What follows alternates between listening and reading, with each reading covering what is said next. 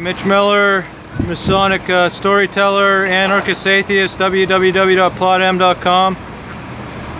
Just happened on this ironwork this morning. Was looking at it, came up with a little story from some of my favorite type of art, and that's celluloid film.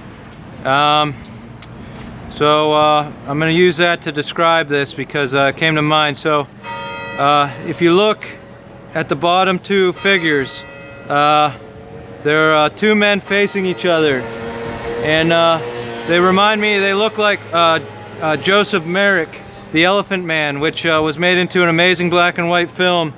And this is the type of film that I was talking about, just making and taking to other countries. A very simple, low budget film, well written.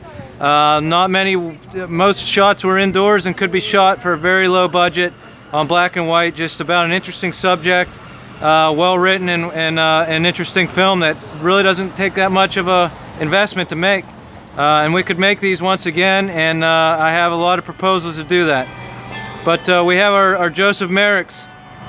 They're facing each other at the bottom, and to me that represents the old leadership, maybe 30 years ago, 40 years ago.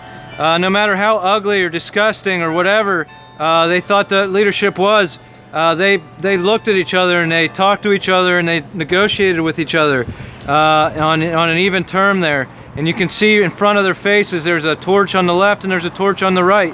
They're different.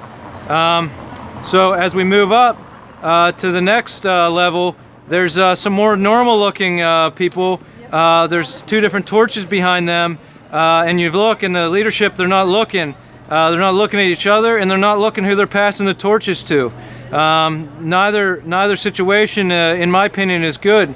Then you go to the top level, and if you look at the center, it looks like the snake wrapped around the staff to me in the middle, which represents the medical industry, right?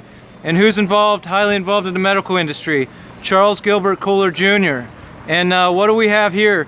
Are two females at the top here. And guess what? Yeah, medical industry, we made our perfect females, right?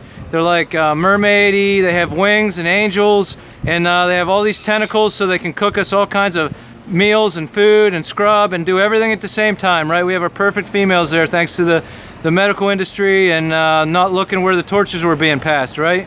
So that's my interpretation of this piece of ironwork. Take it or leave it, I guess.